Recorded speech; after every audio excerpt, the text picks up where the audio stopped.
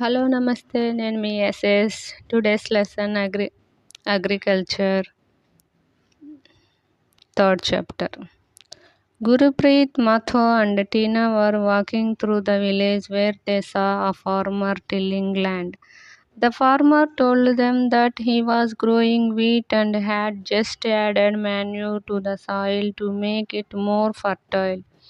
He told the children that the wheat would fetch a good price in a mandi from where it would be taken to factories to make bread and biscuits from flour.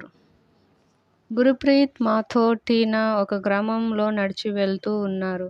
వారు పొలం దున్నుతున్న ఒక రైతును చూశారు. ఆ రైతు వారికి పొలంలో తను గోధుమలు పండిస్తున్నట్లు చెప్పాడు. తను పొలాన్ని సారవంతం చేయటానికి ఎరువులను కూడా వాడుతున్నట్లు చెప్పాడు. నేను పండించిన గోధుమలను మంచి ధర పలికే మార్కెట్కి పంపిస్తాను. అప్పుడు నాకు సరైన ధర వస్తుంది. అక్కడ ఫ్యాక్టరీలలో గోధుమ పిండితో బిస్కెట్లు తయారు చేస్తారు అని అతను వారికి వివరించి చెప్పాడు. This transformation from a plant to a finished product involves 3 types of economic activities. These are primary, secondary and tertiary activities. ఇటువంటి ఉత్పత్తులు మొక్కల నుండి ఉపయోగపడే వస్తువులుగా రూపాంతరం చెందటానికి 3 ఆర్థిక కార్యకలాపాలు దోహదం చేస్తాయి. అవి ప్రాథమిక, మాధ్యమిక, తృతీయ కార్యకలాపాలు. Primary activities include all those connected with extraction and production of natural resources. Agriculture, fishing and gathering are good examples. Secondary activities are concerned with the processing of these resources. Manufacturing of steel, baking of bread and weaving of cloth are examples of this activity. Tertiary activities provide support to the primary and secondary sectors through services. Transport, trade, baking, insurance and advertising are examples of tertiary activities. ప్రాథమిక కార్యకలాపంలో సహజ వనరులను వెలికితీసి ఉత్పత్తి చేయటం, వ్యవసాయం, చేపలు పట్టడం, సేకరణ వంటివి ఉదాహరణలు. ఏవైతే సహజ వనరులు వెలికితీసిన తర్వాత వాటిని ఉపయోగపడే విధంగా మలచటమే ద్వితీయ కార్యకలాపం. ద్వితీయ కార్యక్రమం ఉక్కు తయారీ, రొట్టెల తయారీ, చేనేత వస్త్రాల తయారీ మొదలగునవన్నీ ద్వితీయ రంగానికి ఉదాహరణలుగా చెప్పవచ్చు. ప్రాథమిక, ద్వితీయ రంగాలకు సేవల ద్వారా ప్రోత్సాహాన్ని ఇచ్చేదే తృతీయ రంగం. రవాణా, వ్యాపారం, బ్యాంకింగ్, బీమా ప్రకటనలు వంటివి తృతీయ రంగానికి ఉదాహరణలు.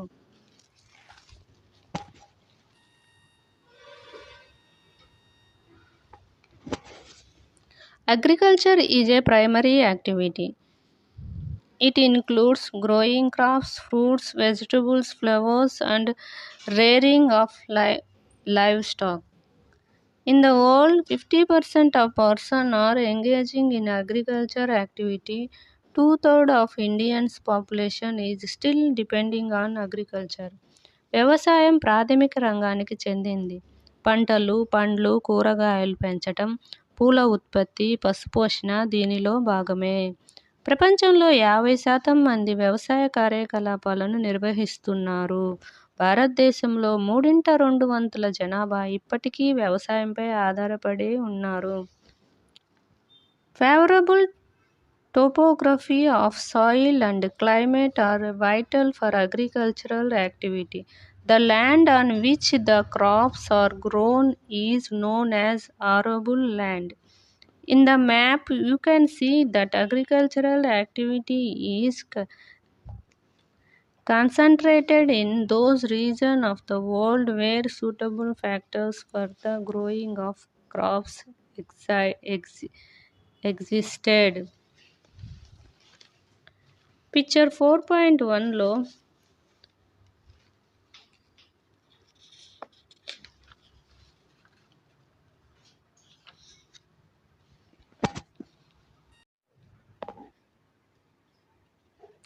నేల స్వభావం, వాతావరణ పరిస్థితి వ్యవసాయానికి అత్యంత ముఖ్యమైనవి.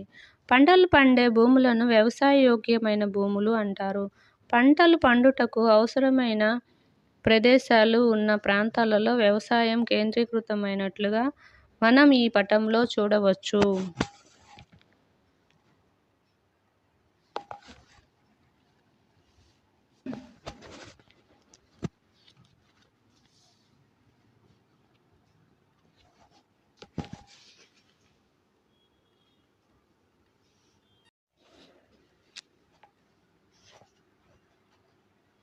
Here we can see different type of cultures.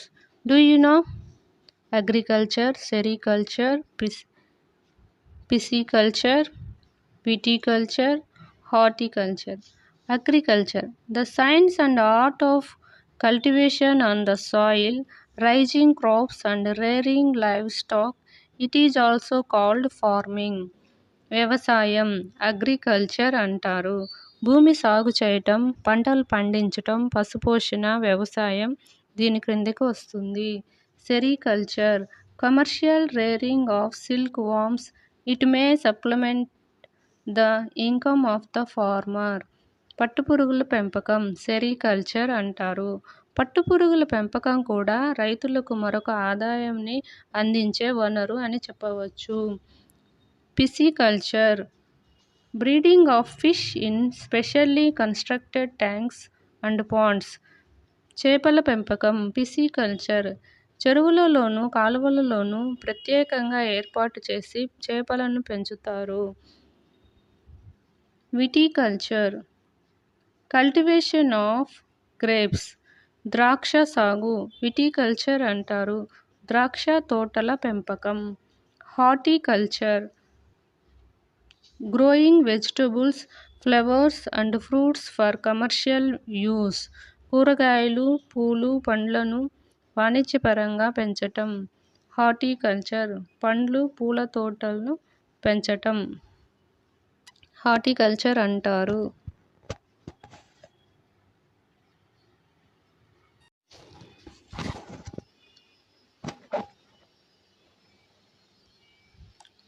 Farm system. Agriculture of farming can be looked at as a system.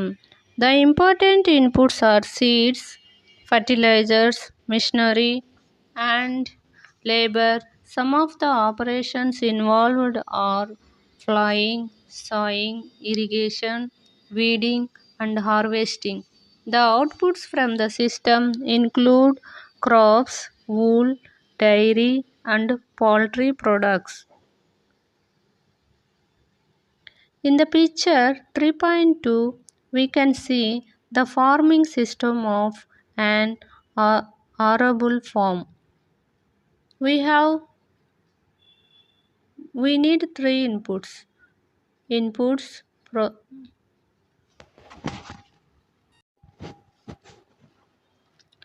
We need three inputs: machinery, seeds, chemicals.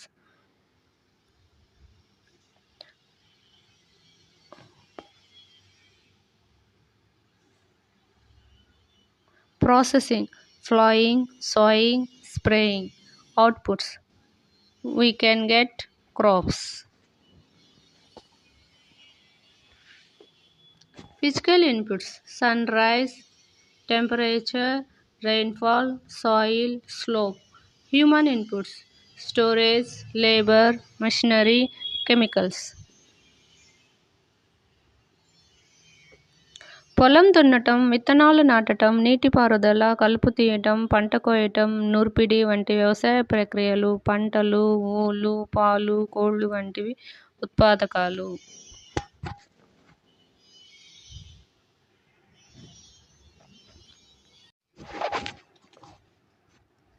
Types of farming. Farming is practiced in various ways across the world depending upon the geographical conditions, demand of produce, labor, and level of technology. Farming can be classified into two main types. These are subsistence farming and commercial farming. సాగు పద్ధతులు. వ్యవసాయం ప్రపంచవ్యాప్తంగా వివిధ పద్ధతులను ఆచరిస్తున్నారు. భౌగోళిక పరిస్థితులు, ఉత్పత్తుల గిరాకీ, కార్మికుల లభ్యత, సాంకేతిక స్థాయిలను అనుసరించి వ్యవసాయాన్ని 2 రకాలుగా వర్గీకరించవచ్చు. అవి జీవనాధార వ్యవసాయం, వాణిజ్య వ్యవసాయం. Subsistence farming. This type of farming is practiced to meet the needs of the farmer's family. Traditionally, low levels of technology and household labor are used to produce on small output. Subsistence farming can be further classified as intensive subsistence and primitive subsistence farming. జీవనాధార వ్యవసాయం. రైతు తన కుటుంబ అవసరాలను తీర్చడానికి ఈ రకమైన వ్యవసాయం చేస్తాడు. సాంప్రదాయకంగా ఈ విధమైన వ్యవసాయంలో తక్కువ స్థాయి సాంకేతికతను ఉపయోగిస్తారు. ఆ కుటుంబ సభ్యులు మాత్రమే పనిచేస్తారు. వీటి ద్వారా తక్కువ ఉత్పత్తి జరుగుతుంది. జీవనాధార వ్యవసాయాన్ని కేంద్రీకృత జీవనోపాధి, జీవనాధార వ్యవసాయంగా వర్గీకరించవచ్చు. In intensive subsistence agriculture, the farmer cultivates a small plot of land using simple tools and more labor. Climate with large number of days with sunshine and fertile soils permit growing of more than one crop annually on the same plot. Rice is the main crop. Other crops include wheat, maize, pulses, and the oil seeds. Intensive subsistence agriculture is prevalent in the thickly populated areas of the monsoon regions of Southeast and East Asia.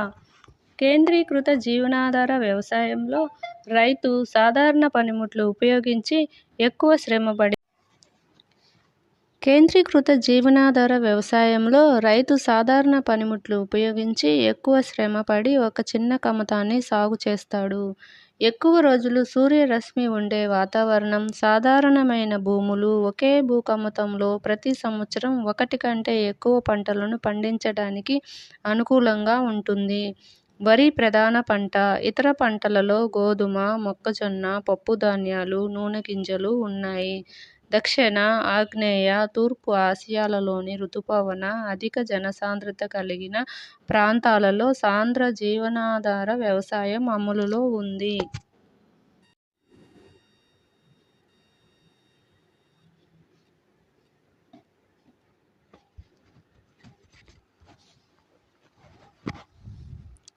Primitive subsistence agriculture includes shifting cultivation and nomadic herding.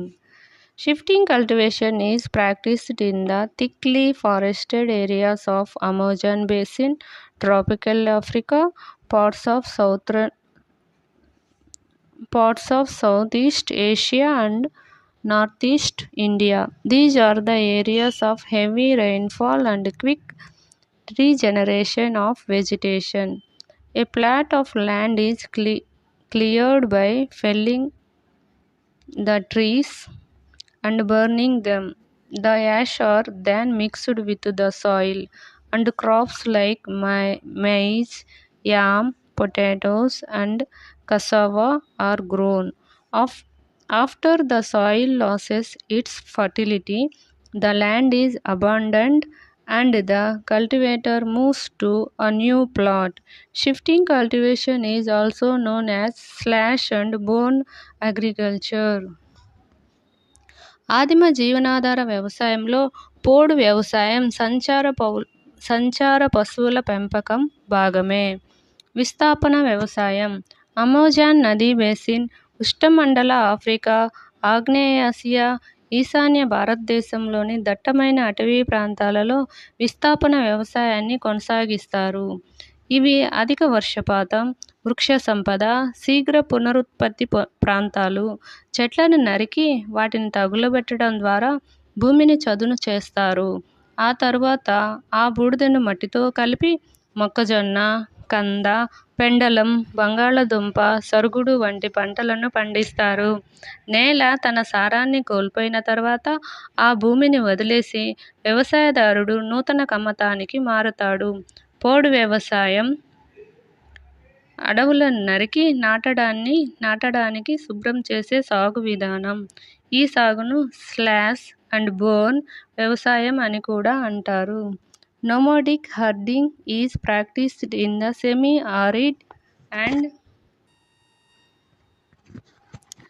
arid region of Sahara, Central Asia and some parts of India like Rajasthan and Jammu and Kashmir. In this type of farming, herdsmen move from place to place with their animals for fodder and water along defined routes.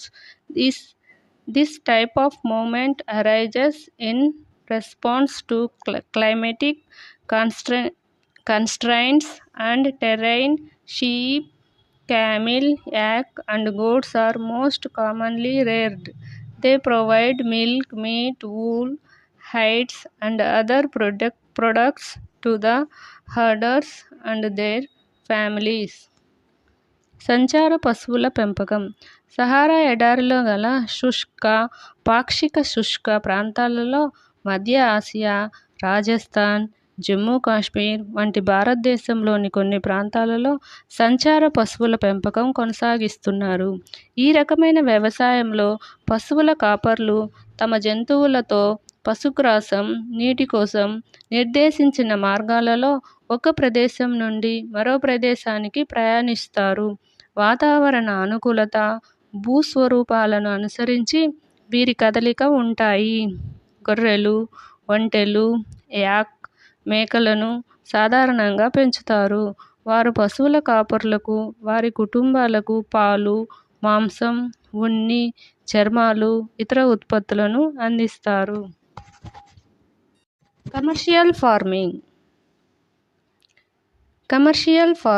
In commercial farming, crops are grown and animals are reared for sale in market.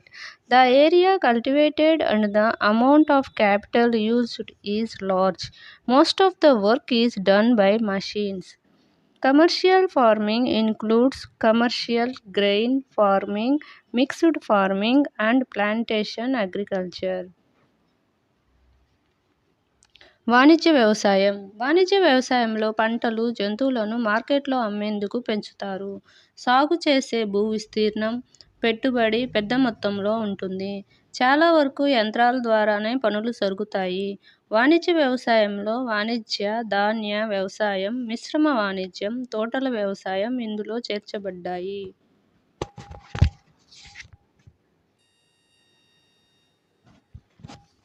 In commercial grain farming, crops are grown for commercial purpose. Wheat and maize are common commercially grown grains. Major areas where commercial grain farming is practiced are temperature grasslands or North America, Europe, and Asia. These areas are sparsely populated with large farms spreading over hundreds of hectares. Severe winters restrict the growing season, and only a single crop can be grown. వాణిజ్య ధాన్య వ్యవసాయంలో వాణిజ్య ప్రయోజనాల కోసం పంటలు పండిస్తారు. గోధుమ, మొక్కజొన్న సాధారణంగా వాణిజ్యపరంగా పండించే ధాన్యాలు. ఉత్తర అమెరికా, యూరప్, ఆసియాలోని సమశీతోష్ణ గడ్డి భూములలోని ఎక్కువ విస్తీర్ణంలో వాణిజ్యపరంగా పండించే ఆహార ధాన్యాలను సాగు చేస్తారు. ఈ ప్రాంతాలు తక్కువ జనాభా కలిగి వందల హెక్టార్లలో విస్తరించి ఉంటాయి. అతి చల్లగా ఉండే ఇక్కడి శీతాకాలం పంట కాలాన్ని కుదిస్తుంది. ఒక పంట మాత్రమే పండుతుంది. In mixed farming, the land is used for growing food and fodder crops and rearing livestock. It is practiced in Europe, Eastern USA, Argentina, south east Australia, New Zealand and south Africa. మిశ్రమ వ్యవసాయంలో ఆహార ఉత్పత్తి, పశువుల మేత పండించటానికి, పశువులు పెంపకానికి భూమి ఉపయోగపడుతుంది. ఇది యూరప్, తూర్పు యుఎస్ఏ, అర్జెంటీనా, ఆగ్నేయ ఆస్ట్రేలియా, న్యూజిలాండ్, దక్షిణాఫ్రికాలో ఈ రకమైన వ్యవసాయం చేస్తారు.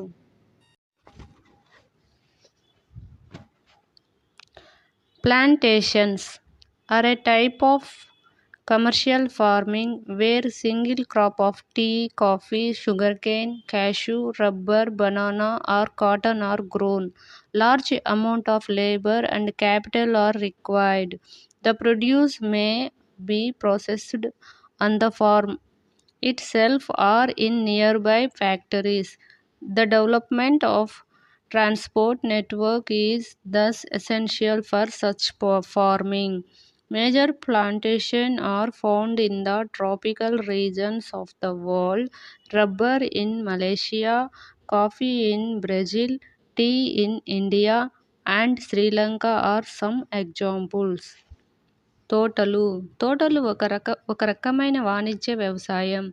టీ, కాఫీ, చెరకు, జీడి, రబ్బరు, అరటి, పత్తిని ఒకే పంటగా పండిస్తారు. వీటికి పెట్టుబడి, శ్రమ అధికంగా అవసరం. ఉత్పత్తిని పొలంలో గాని లేదా సమీప కర్మాగారాలలో వినియోగిస్తారు. ఇవి తప్పనిసరిగా రవాణా సౌకర్యం కలిగి ఉన్న ప్రాంతాలతో అనుసంధానించబడాలి. ప్రధాన సౌకర్యం కలిగి ఉన్న ప్రాంతాలతో అనుసంధానించబడాలి. Thank you for watching.